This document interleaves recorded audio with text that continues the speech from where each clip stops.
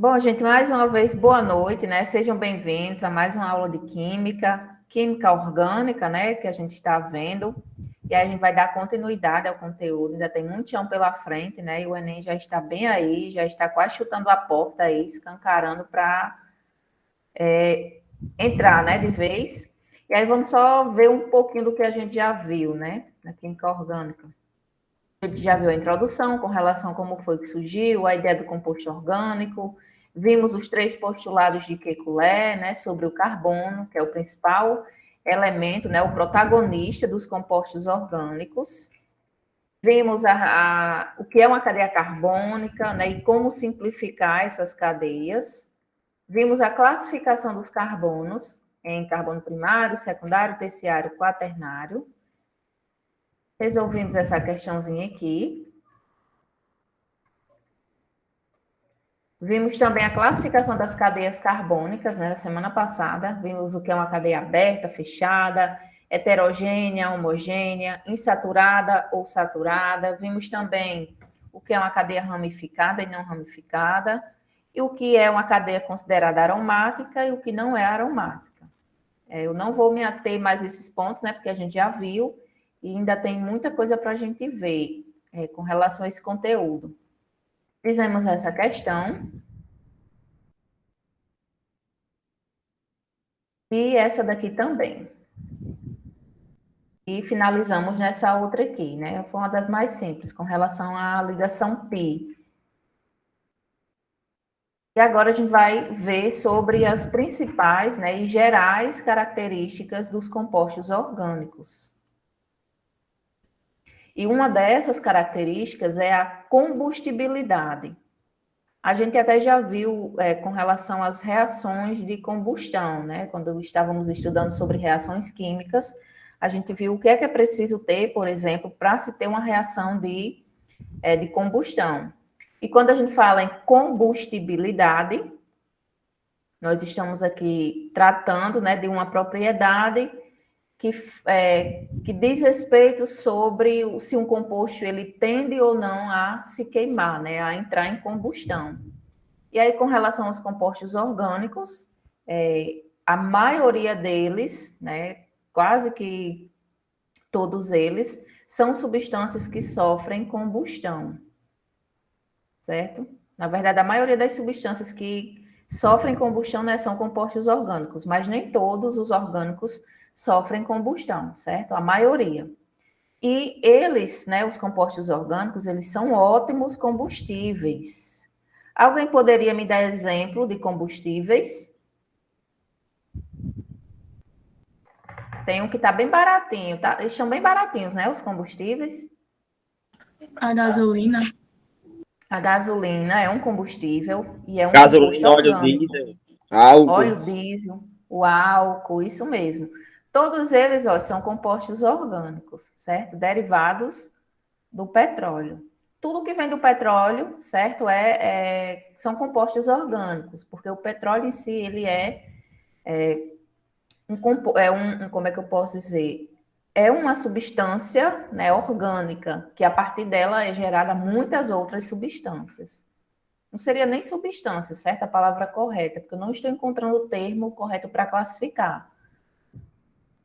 Mas tudo que é gerido, né, que é formado, derivado do petróleo, é orgânico. E aí, como vocês falaram, né, exemplos de alguns combustíveis, o álcool, né, o etanol, a gasolina, e no caso do gás de cozinha, também é um combustível, certo? De origem orgânica, e ele é derivado do petróleo, como sabemos, né? Os compostos que fazem parte dele são classificados como hidrocarbonetos, que são compostos formados apenas por hidrogênio e carbono. Por isso o nome hidrocarbonetos, porque só vai ter hidrogênios e carbonos. E é conhecido como GLP, gás liquefeito de petróleo, que é o nosso famoso gás de cozinha, né? Ele é formado principalmente pelo gás butano, é um gás que tem um odor muito forte, na verdade ele não tem um odor, certo? Ele não tem cheiro, assim como os outros gases que fazem parte do gás de cozinha. E aí, para evitar acidentes, né, com vazamento de gás, é colocado uma substância que tem um odor muito forte, muito característico, que é justamente aquele odor que a gente sente quando tem um vazamento de gás. Mas aquele cheiro que a gente sente não é exatamente do gás, certo? É outra substância que está ali dentro para nos avisar, né? Para sinalizar de que a válvula está aberta, alguma coisa está fazendo com que esse gás escape. E aí evita muitos acidentes, né? Antigamente, quando não se tinha esses compostos, muitos acidentes aconteciam devido a esse vazamento desse gás, né? E as pessoas não sentiam, porque ele é inodoro, ele não tem cheiro. E aqui só algumas imagens para ilustrar, né? Alguns exemplos de combustíveis. Então, com relação a essa propriedade aqui, certo? Essa característica, na verdade, a maioria, podemos dizer quase que 99% dos compostos orgânicos, eles apresentam uma boa combustibilidade, ou seja, eles queimam muito fácil. Dentre eles, esses que vocês citaram, né? E, por exemplo, o gás de cozinha também. Claro que tem muitos outros, mas esses são os principais. Qualquer dúvida, qualquer colocação que vocês tenham a fazer, podem ficar à vontade, certo? Para abrir o microfone ou colocar aí no chat. Aqui eu fico dando uns pontinhos ou umas puladinhas aqui no chat para ver como é que está. Outra característica geral dos compostos orgânicos é com relação à temperatura de fusão e ebulição. Quem é que lembra o que é temperatura de fusão e ebulição? A gente viu, acho que foi na nossa primeira aula do cursinho. Temperatura de fusão, ou ponto de fusão, né, como a gente pode também chamar, é quando você tem aí uma temperatura onde está acontecendo a passagem do sólido para o líquido, certo? E aí está acontecendo uma fusão. O sólido, né, vamos supor que o gelo, vai derretendo e passando para o estado líquido. Então, aí você tem uma mistura dos dois estados físicos, né? Você está tendo uma fusão. E a ebulição é quando você tem do estado líquido para o estado gasoso, né? O estado de vapor. Com relação a essas características, né? A temperatura ambiente, os compostos orgânicos, eles podem ser encontrados nos 3 estados físicos, ou seja, os compostos orgânicos, eles podem ser encontrados no estado sólido, líquido ou gasoso. Isso prova que seus pontos de fusão e ebulição são menores do que em substâncias de origem inorgânica, uma vez que a maioria dos compostos inorgânicos se encontram no estado sólido. Devido às interações, eles têm, na verdade, eles têm temperatura de ebulição e de fusão mais baixas. Resumindo, a temperatura de fusão e de ebulição dos compostos orgânicos são bem menores, são bem mais baixas do que dos compostos inorgânicos. Então, vão ter valores, né, bem menores. Então, por isso que a gente pode encontrar eles nos 3 estados físicos. Já os compostos inorgânicos, a maioria deles, nós encontramos no estado sólido. Por exemplo, os ácidos, as bases, né? Não são todos, mas boa parte deles, o sal de cozinha. Já os compostos orgânicos não, eles podem se apresentar nos 3 estados físicos, porque têm temperaturas mais baixas. Exemplo, o gás butano, né, que é um dos gases que está dentro do nosso botijão de gás, né, o gás de cozinha. E ele também é usado em isqueiros. Tem temperatura de fusão menos 138 graus Celsius e de ebulição 0 graus Celsius. Já o etanol né, um dos álcools mais conhecido, ele é um líquido combustível com temperatura de fusão a menos 117 graus Celsius e de ebulição 78,3 graus Celsius. Por exemplo, aqui a temperatura de ebulição do etanol, do álcool. Ou seja, se eu falo temperatura de ebulição, é a passagem do líquido para o gasoso. A água, quem é que sabe a temperatura de ebulição da água? 100 graus Celsius? 100 graus Celsius, isso mesmo. Temperatura de ebulição da água, 100 graus Celsius. Pergunto, se eu colocar em um copo, vou colocar aqui álcool, a mesma quantidade de álcool, coloquei no outro recipiente a mesma quantidade de água, certo? Aqui álcool e aqui água. Mesma quantidade. Opa. Considere a temperatura ambiente. Quem é que vai evaporar mais rápido? O álcool ou a água? Acredito que seja o álcool. Por quê? Rapaz, eu não sei explicar muito bem, mas eu acho que é porque muitas vezes quando se vai fazer alguma coisa com álcool, tem que manuseá-lo logo, porque rapidamente acaba com a. Como é que eu posso falar? Com. Ele vai embora rápido, né? É, Digamos assim. E o exatamente. porquê que isso acontece? Ó? É devido ao ponto de ebulição dele. Compare aí ó, o valor dele com o da água. Para a água evaporar, ou seja, para ela passar do estado líquido para o gasoso, ela tem uma temperatura maior do que a do álcool.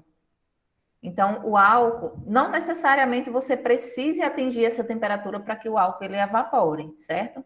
Até porque se você colocar um copo de álcool em cima da mesa, na sua casa ou em qualquer canto, ele vai evaporar, né? Vai sumir com o tempo. Não sei em quantos minutos ou em quantas horas, mas ele vai se embora. E não necessariamente a temperatura da sua casa, né, tenha que estar nessa daqui, ó, em 78,3 graus Celsius. A gente sabe que aqui em Apodi anda quase perto, né, mas não é para tanto. E aí esse álcool ele vai embora mais rápido, porque ele tem uma temperatura de ebulição menor do que a da água. Então, os dois eles vão evaporar, eles vão embora em algum momento, né, do dia. Porém, o álcool ele vai mais rápido, né? Ele se evapora mais rápido, porque o ponto de ebulição dele é menor. E aí nós temos também as interações, as forças intermoleculares aí atuando também. Elas interferem diretamente. Então, tudo ok, pessoal, com relação ao ponto de ebulição e fusão. Resumindo, os compostos orgânicos, eles apresentam ponto de ebulição e fusão bem mais baixos, né, temperaturas mais baixas, do que os compostos inorgânicos. Como vocês podem ver aqui, ó, o ponto de fusão desses exemplos que eu citei, são bem baixos, são negativos.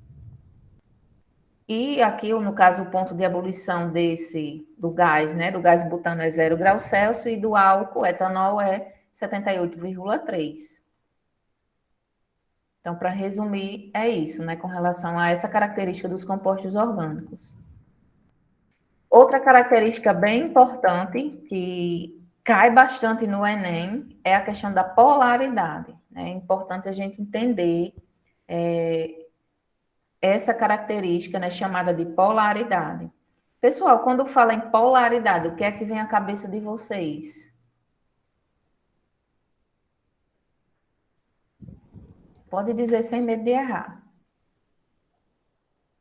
Quando fala polaridade, a fulaninha é polar, é bipolar. É polar, né? Tem tudo a ver aí polaridade. O que é que vem à cabeça de vocês? Ou que vocês já ouviram, o que vocês sabem?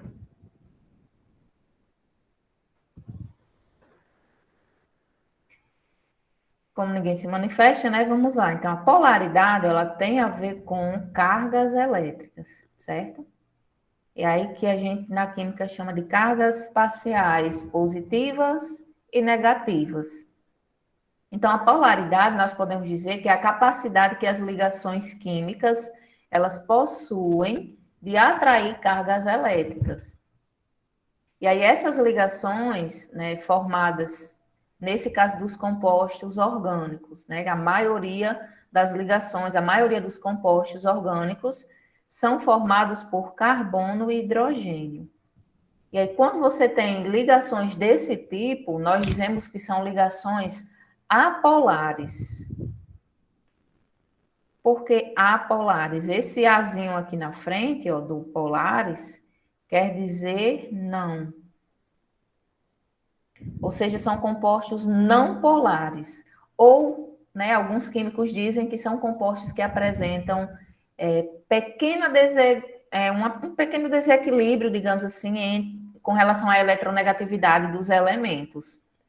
É como se não tivesse uma diferença aí de carga, certo? É como se as ligações elas atraíssem igualmente os elétrons para si, né, as cargas.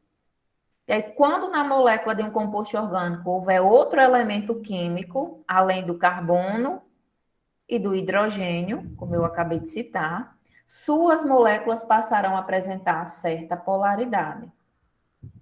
Resumindo, se você tem um composto orgânico e esse composto orgânico só tem ligações entre carbono e hidrogênio, a polaridade, né, desse composto é praticamente nula, certo? E aí a gente chama de compostos apolares. Boa parte dos compostos orgânicos são apolares. Não possuem essa capacidade aí, no caso, de atrair mais cargas elétricas, certo? É como se ele não tivesse, é como se uma força, como não, né? Vai ter aí anulação de forças, né? De vetores. Que vocês já devem ter visto em física. Por exemplo, aqui nesse composto, ó, nós temos aqui o composto CH4. C, né, que é o carbono, está ligado aí a 4 hidrogênios. Nós temos aqui um composto só com carbono e hidrogênio. O que acontece aqui? Não vai ter tanta diferença aí de eletronegatividade. Por quê? Todas essas ligações aqui, ó, todos esses elétrons aqui, né, estão sendo atraídos para o carbono. E aí acaba que anula essa força, certo? Esses vetores aqui. E aí a gente chama de compostos apolares, quando não apresenta essa diferença aí de carga, né? E na maioria dos compostos orgânicos isso vai acontecer. Porém, quando você encontrar num composto orgânico outro elemento químico que seja diferente do carbono e do hidrogênio, provavelmente vai apresentar uma certa polaridade, certo? Vamos entender melhor essa questão, né, do polar, apolar, relacionado aí com outra característica que é bastante importante, que é a solubilidade. Ela está relacionada diretamente com a polaridade. Não sei se vocês lembram, quando eu falei, eu não lembro qual foi a aula, mas que eu falei que compostos polares, eles tendem a se misturar, né, a se dissolver em compostos polares. Já os compostos apolares, eles tendem a se dissolver ou se misturar em compostos apolares. E foi aí que eu até falei do termo que a gente utiliza muito na química. Semelhante dissolve semelhante. Ou seja, semelhante. Um composto polar, ele vai se dissolver melhor em outro composto polar, certo? Por isso que a gente usa o termo semelhante, dissolve semelhante. Se eles são semelhantes quanto à polaridade, então eles vão se dissolver. Agora, se você tem um composto apolar, ele vai se dissolver melhor, ou seja, ele vai se misturar, vai interagir melhor com o composto também apolar. Semelhante dissolve semelhante. E aí os compostos orgânicos, com relação a essa polaridade, né, dos compostos orgânicos, nós temos aí outra característica que é a solubilidade, que está relacionada diretamente com essa questão de dissolver, certo? E no caso com a água, né? Vamos ver aqui a solubilidade em água. Então, essa propriedade se relaciona com a polaridade da molécula orgânica. Compostos apolares são praticamente todos insolúveis em água. E aí, com relação à frase que eu havia dito, né? Semelhante dissolve semelhante. Como a água ela é polar, ela não se dissolve, na verdade, ela não vai dissolver, né, os compostos apolares. E aí vamos pegar um exemplo. Se você pegar e misturar gasolina com água, você misturar os dois em um recipiente só, eles não vão se juntar, assim como a água e o óleo, né, que é uma das misturas mais clássicas que a gente utiliza. Se você pegar a água e juntar com óleo, creio que todo mundo já viu isso em casa, já fez, eles não vão se misturar. Por quê? O óleo, ele é apolar. E a água, ela é polar. Como eles não são semelhantes, eles não vão se dissolver, eles não vão se misturar. Então, por exemplo, todo composto apolar, nós dizemos que são insolúveis em água, ou seja, não se mistura, não se dissolve na água. Exemplos, né, o querosene, óleo diesel, óleo de cozinha, polímeros e dentre outros. Já os compostos polares, esses sim, eles vão ser dissolvidos na água. Por quê? Semelhante vai dissolver semelhante. Se a água é polar, ela vai dissolver compostos polares. Por exemplo, o açúcar, o álcool, a acetona, todos esses são compostos orgânicos, ó. Porém, são compostos orgânicos polares, porque eles vão apresentar elementos diferentes do carbono e do hidrogênio em sua fórmula. Então, eles vão apresentar uma polaridade diferente dos demais. Por isso que eles conseguem ser dissolvidos na água. Nesse caso aqui, supomos que aqui seja açúcar, certo?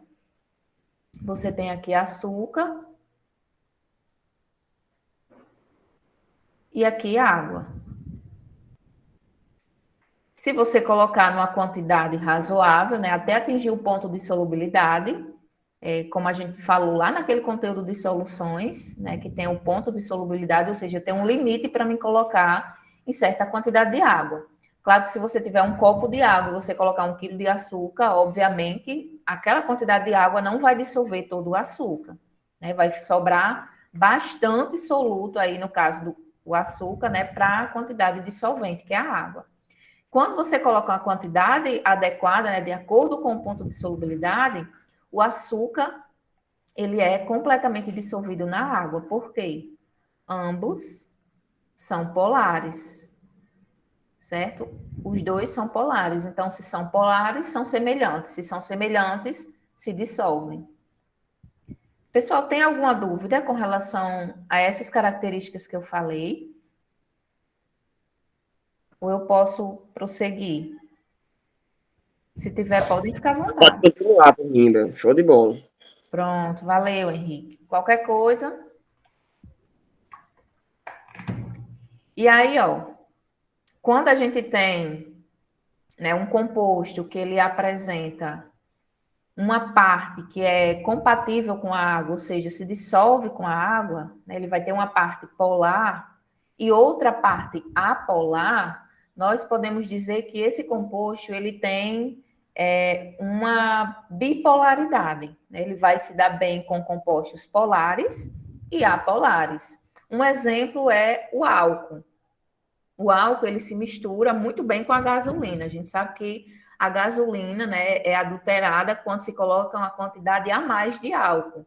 E ali o álcool ele se mistura perfeitamente com a gasolina. E a gente sabe que a gasolina ela é apolar. Só que quando você compara a gasolina e água, o álcool ele se dissolve melhor, ele se mistura melhor com a água, né? Por ser os dois polares. Só que o álcool né, ele tem uma característica diferente de muitos compostos. Ele tem né, tem uma parte dele que é polar e tem outra parte dele que é apolar. Por isso que ele se dá bem em ambos os grupos. Assim, por exemplo, como o sabão. O sabão, ele é utilizado para tirar gordura, justamente porque ele apresenta essa bipolaridade. Ele tem a parte que é polar e a parte apolar. A gente vai ver uma questão que caiu no Enem que tem a ver com isso, certo? E por que é importante eu entender essa questão sobre polar e apolar, afinidade e não afinidade. E aí, no caso, quando você tem um composto desse tipo, né, que apresenta as duas características, uma extremidade dele vai ser polar, e aí, quando é polar, a gente chama de grupo hidrofílico. Hidrofílico é porque tem afinidade com a água, ou seja, se mistura com a água. E vai se misturar com a água porque a água é polar, certo? E o outro grupo do composto, ou seja, a parte apolar, nós chamamos de hidrofóbica. Por que que é hidrofóbica? Porque não se mistura com a água, ou seja, tem aversão à água, é como se tivesse medo de água. Então, se você é aquela pessoa que não gosta de tomar banho, você não gosta de água, nós podemos dizer que você é uma pessoa hidrofóbica, certo? Você tem fobia à água, você não gosta da água. E aí, esse composto, né, como ele tem essas duas características, a gente pode dar um nome específico para ele, a gente vai já ver isso, certo? Mas, a princípio, o que é que eu quero que vocês entendam desse slide aqui? Que semelhante vai dissolver semelhante, certo? Ou seja, compostos polares vão dissolver compostos polares. Compostos apolares vão dissolver compostos apolares. E existe aqueles compostos que têm as duas características, certo? Tanto são polares como são apolares, ou seja, vai se dar bem nos dois grupos, né? E aí a gente pode chamar de bipolaridade. E a gente vai começar a resolver questões sobre essa questão da solubilidade, né? E que envolve também a polaridade, cai bastante no Enem. Deixa eu ver aqui a carga do meu notebook, para não fazer que nem na semana passada, né? Descarregou no meio da explicação. Então, vamos lá. Essa questão aqui é do ano de 2016 e ela diz o seguinte: em sua formulação, o spray de pimenta contém porcentagens variadas de oleoresina de capsicum, cujo princípio ativo é a capsaicina, e um solvente, no caso aqui, o álcool, como o etanol ou o isopropano, que também é outro propanol, na verdade, é outro tipo de álcool. Em contato com os olhos, pele ou vias respiratórias, a capsaicina causa um efeito inflamatório, que gera uma sensação de dor e ardor, levando à cegueira temporária. O processo é desencadeado pela liberação de peptídeos, na verdade, das terminações nervosas. Resumindo, né, o enunciado ele fala aí sobre o spray de pimenta, muito utilizado, né, em manifestações, para conter as manifestações quando elas não são pacíficas, e também muitas pessoas utilizam como, né, autodefesa, tem pessoas que levam na bolsa, né, para se defender. E aí fala, né, a questão fala que o princípio ativo utilizado no spray de pimenta é desse composto aqui, ó, a capsaicina.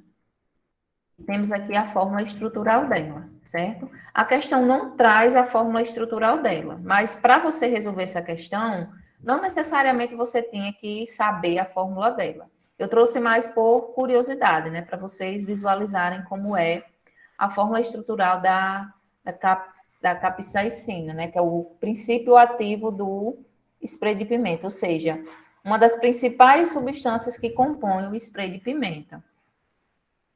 E junto com ela, né, pega-se esse princípio ativo e mistura ela com um solvente, também orgânico, no caso, o álcool. Pode ser álcool etanol ou álcool isopropanol. E aí ele fala com relação ao ardor, né, quando em contato com os olhos, pele ou vias respiratórias. E o enunciado continua, né, com a pergunta, diz assim, ó, quando uma pessoa é atingida com spray de pimenta nos olhos ou na pele, a lavagem da região atingida com água é ineficaz. Por quê? Aí ele quer saber o porquê. Se alguém jogar spray de pimenta nos seus olhos ou na sua pele e você tentar lavar com água na intenção de melhorar ou de passar o mais rápido possível o ardor, não vai adiantar de nada, certo? Vai ser ineficaz. E o porquê disso? Deixa eu grifar aqui.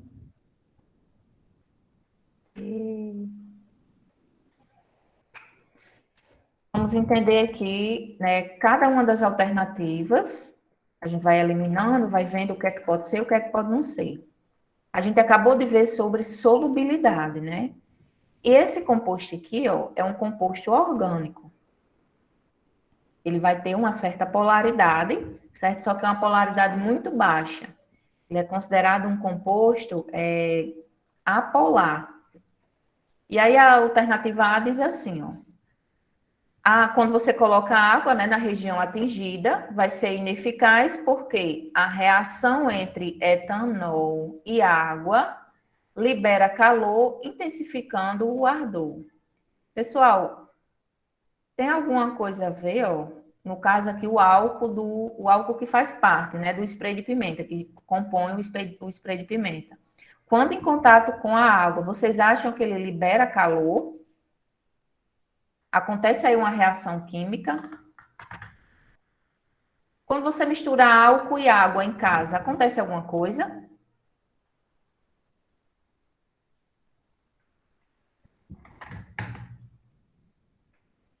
O que é que vocês acham? O álcool, ele se mistura com a água? Deixa eu ver aqui o chat. Henrique diz, pergunta, né, se é correto afirmar que a gasolina aditivada polui menos o meio ambiente. Henrique, podemos dizer que sim, mas ela polui, certo? Ambas as gasolinas. É só essa questão de aditivada, né, para melhorar algumas características, né, algumas propriedades do combustível e tornar ele bem mais, digamos assim, mais potente. Mas a questão da poluição é praticamente a mesma, né? Samuel acha que é a alternativa C, Letícia acha que é a B, Roberta também. E aí, pessoal? Essa A aqui fala que o álcool que contém no spray de pimenta, quando em contato com a água, que você está lavando, sei lá, o seu rosto, né, que foi atingido com o spray, a água vai ser ineficaz porque quando eles dois interagem, libera calor. Tem alguma coisa a ver? Nada a ver, certo? Quando você junta aqui a água com álcool, nesse caso aqui, não vai ter essa liberação de calor. Agora, se você colocar ali fogo, né, tiver um fósforozinho, um isqueiro, tiver o contato, tiver ali num recipiente com água e álcool, aí sim vai ter liberação de calor, você vai ter uma reação. Mas nesse caso aqui, o fato de você lavar a região atingida com o spray de pimenta, que contém álcool, não vai liberar calor, certo? Não tem nada a ver. Então, a alternativa A não pode ser. A B fala assim, ó.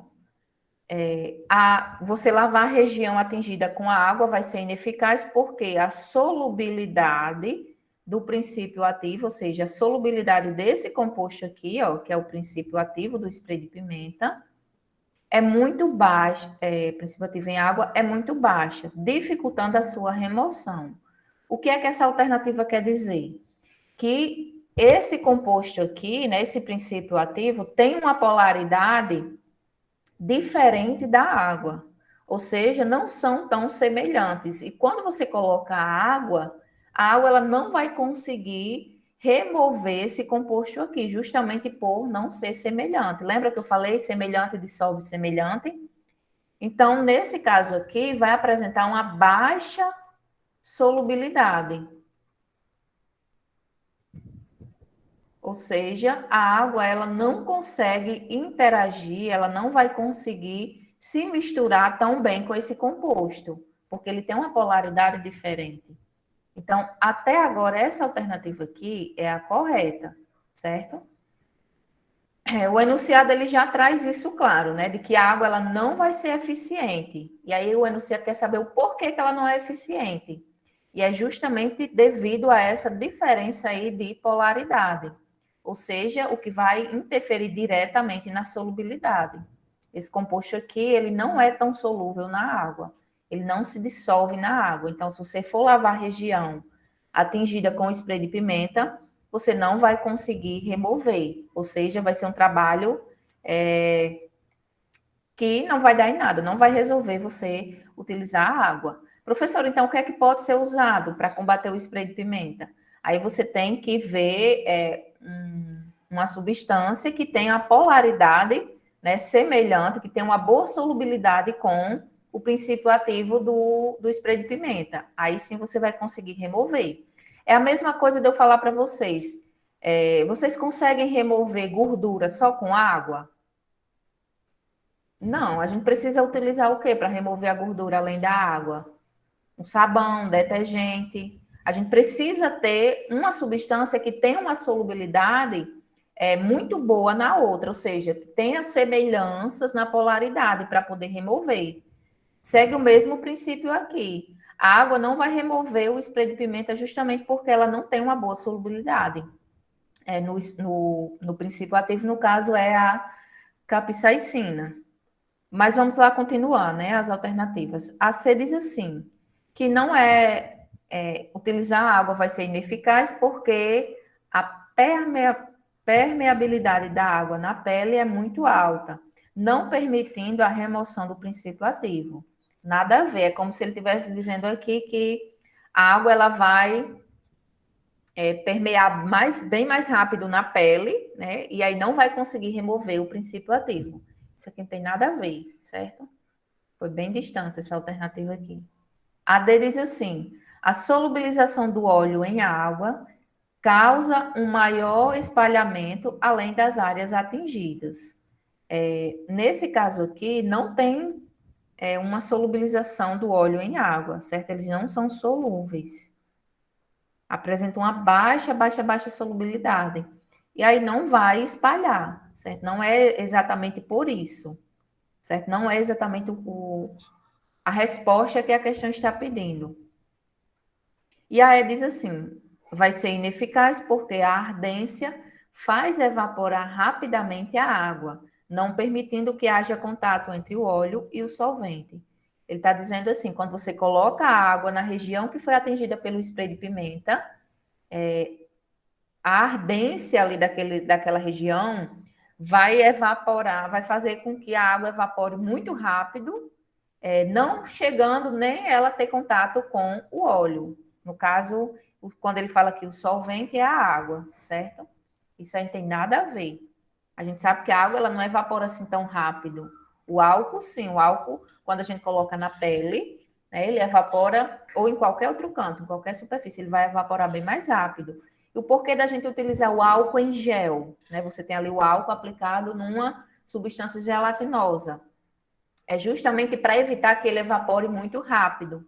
Por isso que é adequado a gente usar o álcool em gel, né, para desinfectar nossas mãos, porque ele não vai evaporar tão rápido, então ele vai conseguir agir, né, para matar as bactérias, vírus, enfim, as sujeiras que estão ali, e aí a gente consegue ter a sua função atingida. Então, essa alternativa aí aqui também não tem nada a ver, certo? Então, resumindo, o que causa esse ardor na pele, como a gente já falou, né, é com relação ao princípio ativo que tem no spray de pimenta, que é, no caso, a capsaicina, que é um óleo, certo? É uma substância que tem uma característica lipídica, ou seja, é um óleo. E aí, por isso que não tem essa boa solubilidade na água. A gente já tem essa ideia de que o óleo ele não se mistura com a água, então qualquer outro óleo também vai ter essa dificuldade, seja o óleo de cozinha ou não. E aí, né, por ele ter essa baixa solubilidade, vai ser muito difícil, né, praticamente impossível remover essa substância, né, esse óleo, utilizando somente a água. Você precisa utilizar uma substância que tenha uma afinidade maior com o princípio ativo. Então, no caso, a alternativa correta aqui é a B. Deixa eu ver aqui os comentários. Nenhuma dúvida? Tudo ok, pessoal? E aí vamos voltar àquela ideia, né, do porquê a gente utilizar o sabão ou o detergente para lavar a louça, né, principalmente quando ela está gordurosa. É justamente devido ao sabão, ele vai ter a sua característica de interagir com a gordura, além de interagir com a água. Vamos fazer uma coisa bem didático, certo? Claro que o composto não é assim. Imagine que aqui seja uma molécula de sabão ou do detergente. Essa parte aqui, essa extremidade da molécula, ela é positiva. E essa outra aqui é negativa. Vamos dizer que aqui seja a parte polar e aqui a parte apolar. Isso aqui, vamos supor que seja a molécula de sabão, certo? O que é que eu posso concluir com relação ao sabão? Que ele vai interagir com várias substâncias. Substâncias estas apolares ou substâncias polares. Então, quando a gente vai utilizar o sabão para limpar a louça, né, para tirar a gordura principalmente, essa parte aqui da molécula, a polar, ela vai interagir com a gordura, com o óleo, né? Com os lipídios. E essa outra parte aqui vai interagir com quem? Com a água. Por isso que quando você vai, por exemplo, você está com as mãos sujas de óleo, você passa só água, não vai sair. Você precisa utilizar o sabão. Por quê? A parte apolar dele vai agarrar na gordura, vai interagir com ela, e a outra parte vai se agarrar na água, né, nas moléculas de água, vai interagir. E aí, quando você abre a torneira, né, o sabão ali ele vai estar agarrado em ambas as partes. Então, ele acaba tirando a gordura da superfície, né? Ele acaba arrastando. Claro que eu estou falando de uma forma bem simples, certo? Bem didática, mas acontece basicamente dessa forma. Assim também como o shampoo, né? O shampoo, ele também tem essa característica de ter essas ambas extremidades, né, com polaridades diferentes, justamente para tirar a sujeira do nosso couro cabeludo, que também tem gordura, né, tem óleo, né, principalmente aquelas pessoas que têm um cabelo bastante oleoso, e aí elas precisam utilizar muito mais shampoo, que é justamente para remover essa gordura, esse óleo. Vamos agora para outra questão, também com relação à polaridade, e tem a ver também com solubilidade. Tem alguma dúvida, pessoal, com relação a essa questão que eu acabei de passar? Tudo ok? Deixa eu colocar aqui o computador para carregar.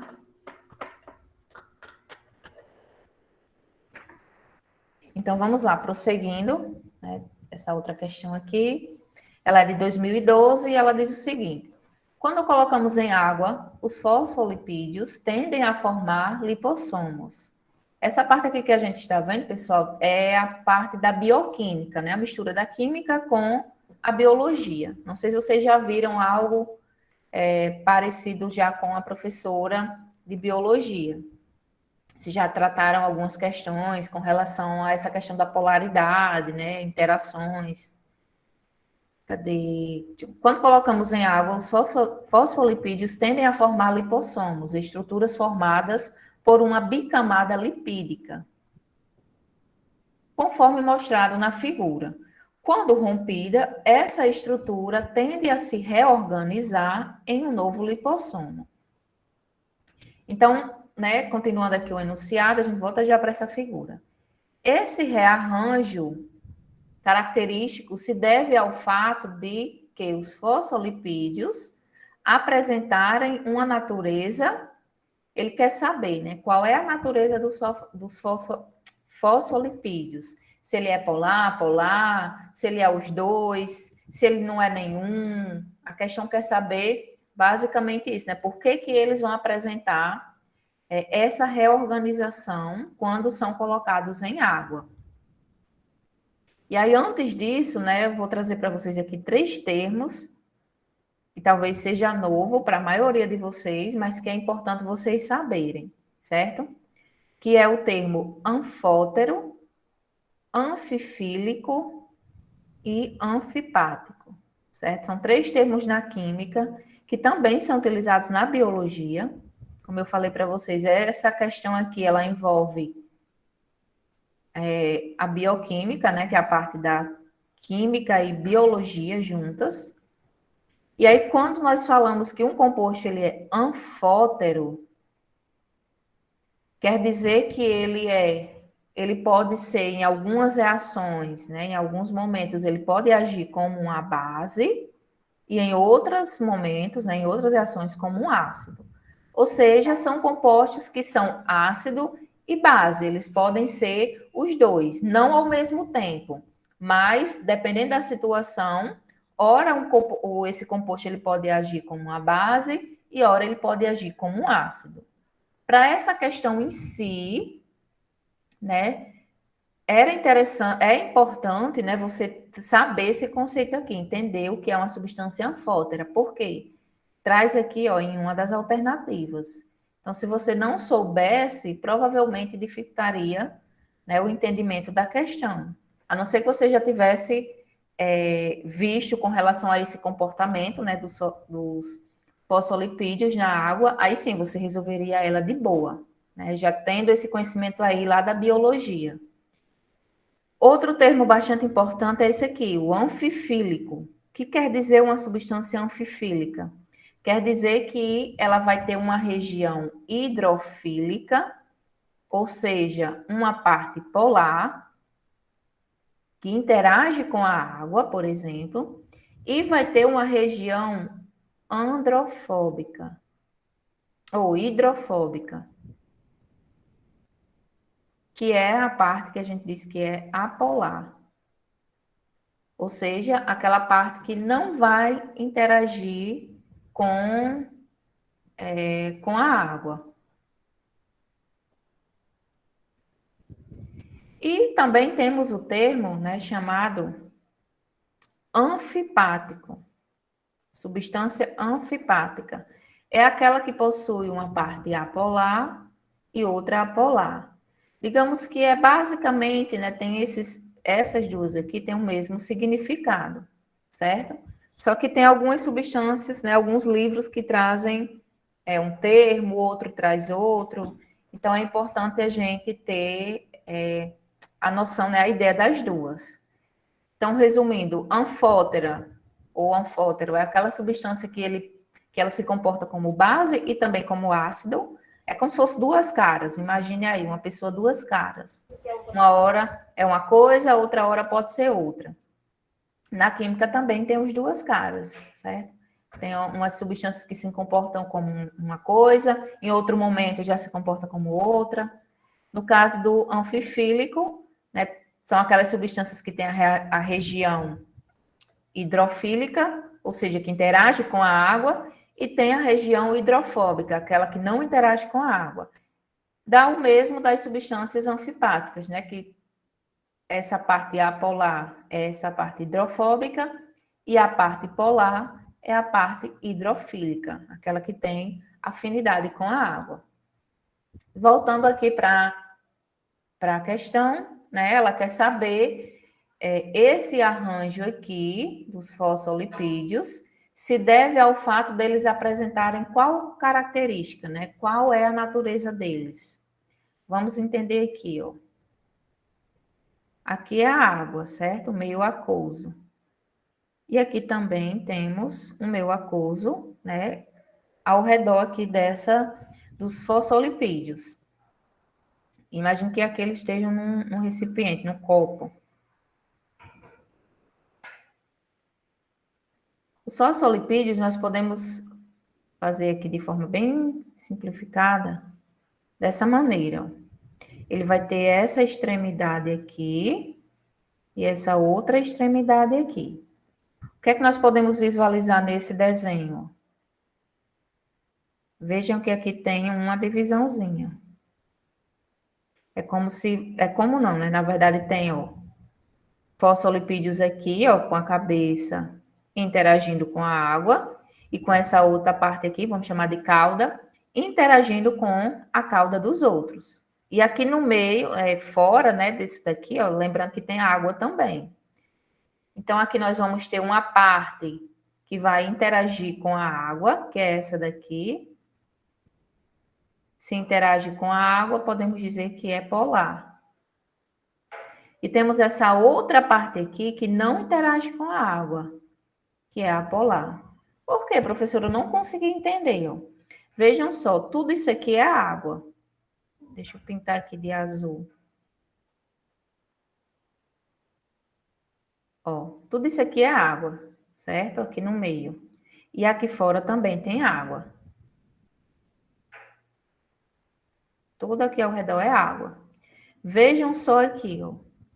A cabeça dos fosfolipídios, ó. Essas bolinhas. Vejam para onde elas estão viradas. Elas estão viradas no sentido da água, estão vendo? Ó? Estão interagindo com a água. Pode ver, ó, em ambos os lados, a cabeça dos fosfolipídios ó, estão interagindo com a água. Estão do lado da água, né? Então, aqui nós temos moléculas de água. Aqui, ó, tem moléculas de água que estão interagindo, né, com essa parte aqui dos fosfolipídios. Então, nós podemos dizer que essa parte da cabeça, ela é polar, porque tem afinidade com a água, né? Está interagindo com a água. Já essa parte aqui do meio, ó, que é a cauda, justamente essa parte aqui, ó, está interagindo com a cauda dos outros, ó. Lembrando que aqui não tem água, certo? Aqui está acontecendo a interação de um fosfolipídio com o outro, que é o que a gente chama de micelas, né? Isso aqui é como se estivesse formando uma micelas. As micelas. E aí, essa parte que não interage com a água, nós chamamos de parte apolar, ou seja, é aquela parte hidrofóbica, aquela parte que não tem afinidade com a água. Então, os fosfolipídios têm essa característica de ter uma parte polar e outra apolar. Então, vocês precisam ter isso, né, já estabelecido para conseguir resolver uma questão como essa. Se você não tivesse esse conhecimento, provavelmente você teria mais chances ainda de errar uma questão como essa. E ela não é difícil, certo? E aí a alternativa A, por exemplo, ela diz o seguinte, ó, que esse rearranjo, ou seja, os fosfolipídios, eles se reúnem, eles se agrupam dessa forma aqui, dessa estrutura, por apresentarem uma natureza polar, ou seja, serem inteiramente solúveis em água. Sim, eles apresentam uma estrutura polar, mas eles não são ó, inteiramente solúveis na água. Por quê? Tem uma parte deles, ó, essa parte aqui da cauda, que não são solúveis na água. Justamente por ter uma polaridade diferente. Deixa eu fazer aqui melhor. Aqui a cabeça, ó, imagine que aqui seja a cauda. Essa parte aqui é a parte apolar e essa daqui é a polar. Ou seja, ele tem as duas extremidades, certo? Então, os fosfolipídios não é inteiramente solúvel na água. Essa parte aqui não é solúvel na água. Essa parte da cauda. Então, por isso que essa alternativa A aqui está incorreta. A B diz que é porque eles são apolares, ou seja, não são solúveis na água, ou seja, em soluções aquosas. A gente sabe que não é bem por aí, né? Ele tem sim a parte apolar, que é essa daqui, mas não é por completo, né? Não é uma característica geral deles. Eles apresentam sim uma parte que é solúvel na água, ou seja, no meio aquoso. Então, por isso que essa daqui também não é a correta. A C fala que é porque eles são uma substância anfotérica, ou seja, uma substância que vai ter aí um caráter de se comportar como uma base e como um ácido. E não tem nada a ver, certo? Em nenhum momento vocês viram eu falar aqui sobre ácido e base dos fosfolipídios, né? Eu falei com relação a polar e apolar. Então, não pode ser a alternativa C, por essa substância, né, os fosfolipídios, não ter esse comportamento anfotérico, né? De se comportar como ácido e como uma base. A D fala que é porque apresenta uma natureza insaturada, ou seja, possuem ligações duplas em sua estrutura. Isso daqui não tem nada a ver, certo? É a alternativa mais aleatória que aparece, essa questão da insaturação. Ele vai apresentar, sim, ligações duplas, porém, não é por isso, né, esse não é o motivo que faz com que ele se comporte dessa maneira, mas sim a sua polaridade, e não a sua insaturação. E a letra B, ou a letra E, diz que é uma substância anfifílica, ou seja, são substâncias que possuem uma parte hidrofílica, essa parte aqui é a parte polar, e outra parte, da substância é hidrofóbica, ou seja, apolar.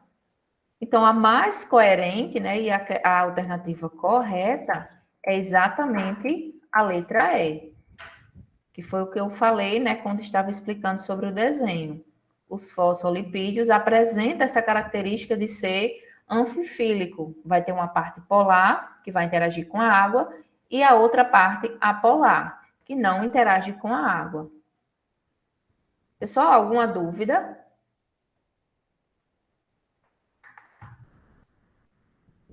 A galera já tinha colocado aqui a E. Olha, a Roberta disse que já estudou isso em biologia. Eu tenho quase certeza que vocês já viram. Pelo menos algumas coisas, alguns termos, vocês já devem ter visto. E fosfolipídios, né, é um dos primeiros conteúdos que se estuda, por exemplo, na primeira série, né, em biologia. Que são algumas substâncias químicas que são importantes, né, nos organismos vivos. Posso prosseguir, pessoal? Quem acertou vai ganhar um carro, certo? Jefinho vai se responsabilizar aí pela premiação. Né, Jefinho? Prosseguindo. Mais um. Um carrinho de brinquedo, né? Aqueles Hot Wheelzinhos, aqueles pequenininhos. Pode ser. São carinhos, viu, Jefinho? São. Vamos lá, prosseguindo mais uma... Dá tempo, né, Jefferson? É quase 8, Dá, mas... dá sim. Ó, uma questão que tem praticamente tudo a ver com o que a gente acabou de responder nessa questão aqui, ó, 12. Então, vocês podem ver que é algo que cai com frequência no Enem, essa questão da polaridade. E ela diz o seguinte, ó, os tensoativos são compostos capazes de interagir com substâncias polares e apolares.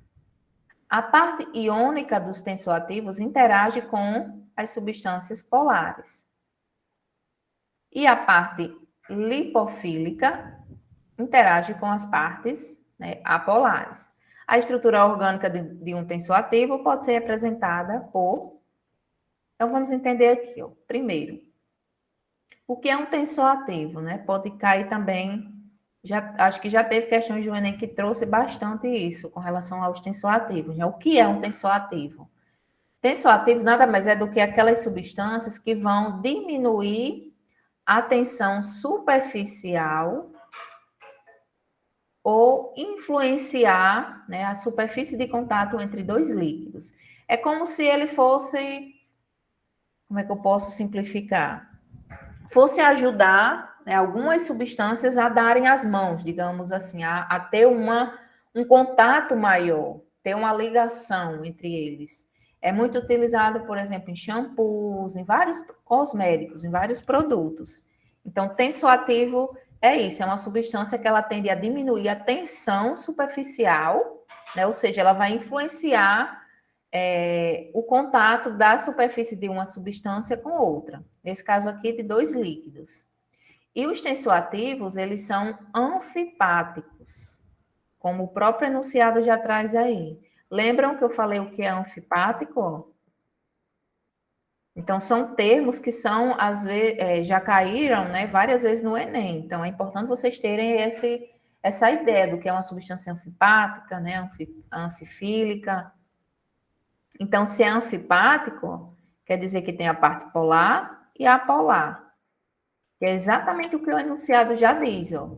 Ele é anfipático porque ele vai interagir com substâncias polares, no caso, na sua extremidade polar, e vai interagir com as substâncias apolares, né, na sua extremidade apolar. E aí nós temos aqui a estrutura, né, uma fórmula estrutural de um tensoativo, um exemplo. E aqui é como se fosse a representação, certo? É como se fosse, não, né? É um esquema, de forma bem didática, desse tensoativo, né? Dessa estrutura acima. E aqui, ó, tudo isso aqui, né, é essa representação aqui. Para não estar copiando todos esses compostos, então, na maioria das vezes pode ocorrer essa simplificação, certo? Não é o mesmo caso da simplificação de cadeias, como a gente viu. Esse caso aqui é a questão mesmo simbologia, né, esquemática, para representar algumas substâncias. E aí, essa parte aqui que a gente pode chamar de cabeça, certo? Como a gente viu lá nos fosfolipídios, a gente diz que é a parte polar, certo? Justamente por ter essa cargazinha aqui negativa, e é a parte que vai interagir com a água. Ele vai interagir com a água porque a gente sabe que a água ela é polar. Vocês tendo ideia de que a água é polar, isso já vai ajudar muita coisa, certo? Porque as substâncias que forem apolares, elas tendem a não se misturar com a água e, consequentemente, com outras substâncias. Outras substâncias que conseguem se misturar com a água significa que elas são polares. Então, dá para a gente ir fazendo uma associação, né, de polaridades, fazendo algumas eliminações. Bom, essa parte aqui é a parte polar e essa outra parte aqui é a parte apolar, certo? Ou seja, é aquela parte que não interage com a água. Não vai reagir, não vai se dissolver, né? Não vai se misturar com a água. E aí a questão ela continua, né? Ao adicionar um tensoativo sobre a água, suas moléculas formam um arranjo ordenado. Esse arranjo é representado esquematicamente por, resumindo, a questão quer saber como é que esses tensoativos vão se comportar na água. Qual é a parte deles que vai estar interagindo diretamente com a água.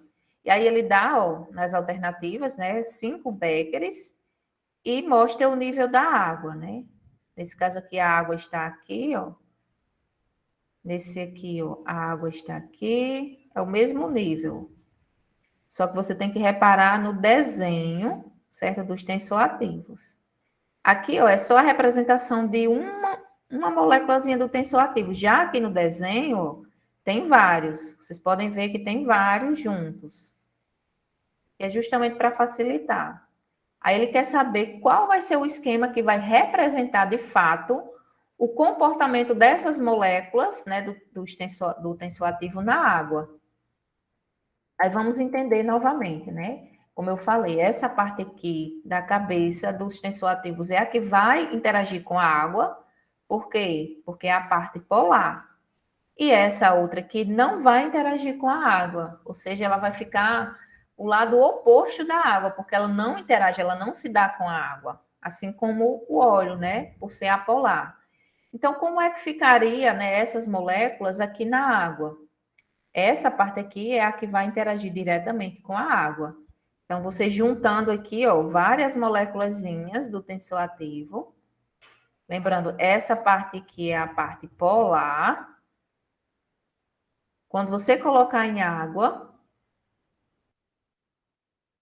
essa parte que é polar, ela vai interagir, ela vai ficar diretamente em contato com a água.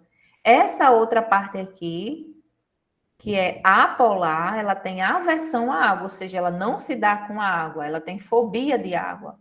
Então, ela vai ficar totalmente distante da água.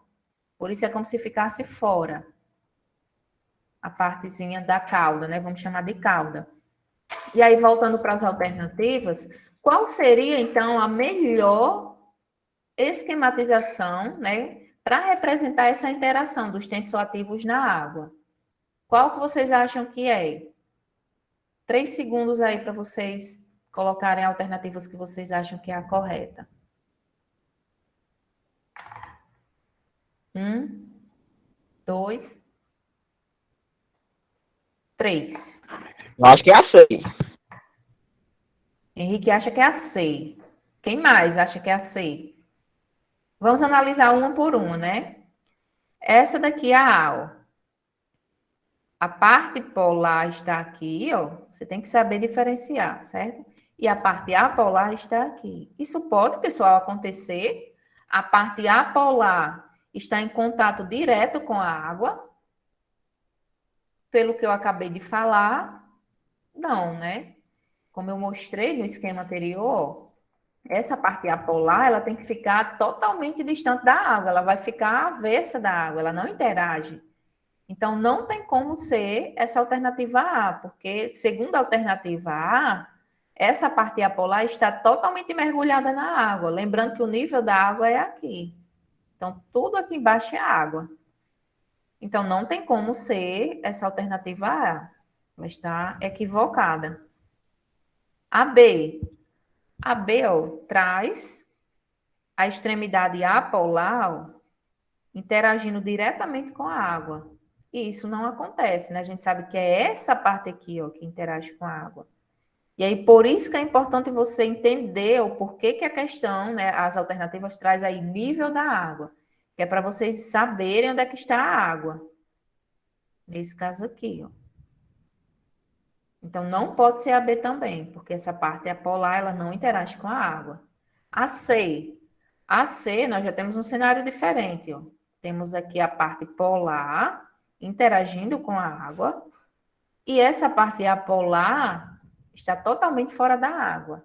Então, de fato, essa daqui é a mais coerente, né, comparada às anteriores. Mas vamos ver as demais. Na D, essa que foi absurda, colocou toda a molécula dos tensioativos mergulhada totalmente na água. E aqui não tem como, justamente por essa parte aqui não interagir com a água, então não tem como ficar mergulhada. E a alternativa é, pela mesma lógica, por essa parte aqui da molécula não interagir com a água, não tem como ser ela. A única que de fato representa esse esquema, representa esse arranjo, né, ordenado, é a alternativa C. Alex tinha colocado aqui C, eu acho que foi Henrique também, né, que tinha dito C. Então, a alternativa correta, C. E aí, pessoal, para finalizar essa aula, né, Jefinho, acho que não dá mais tempo não, né? Já passou 10 minutos da aula de Bruno. Próxima Falta só essa aula, questão, Bel, é? como é? Falta só essa questão. Só que Essa dá tempo. ela demanda um pouquinho de tempo, sabe, Jefferson? É, Porque então, eu quero explorar um pouco mais detalhado essa parte dos polímeros. então é melhor, então, deixar para a próxima Para aula. não responder nas carreiras e não ficar muito esclarecido, é melhor a gente deixar para a próxima semana. Na próxima semana a gente finaliza com essa questão e essa parte do conteúdo, e a gente já entra em outra parte do conteúdo, certo? Que são as funções inorgânicas. Beleza, beleza, Bel. Tudo certo, pessoal? Tudo ok? Alguma dúvida? Tudo de boa? Dúvidas, galera? Cadê Raimundo? Tá calado hoje, né? Não. Raimundo tá calado. Faz umas poucas de semana que eu não. Alex tá tudo ok. Henrique também. Samuel Esse pessoal também. é show de bola. Galera Tudo boa, ok. né? Não? Gente, então fiquem com Deus, certo? Boa aula de história. Até a próxima semana, se Deus quiser. E vamos que vamos, né? O Enem está se aproximando. Valeu, Jefinho, pelo apoio de sempre. Valeu, Bel. Até. Tchau, pessoal. Tchau, galera. Tchau. Já já aula de história, viu? Já já.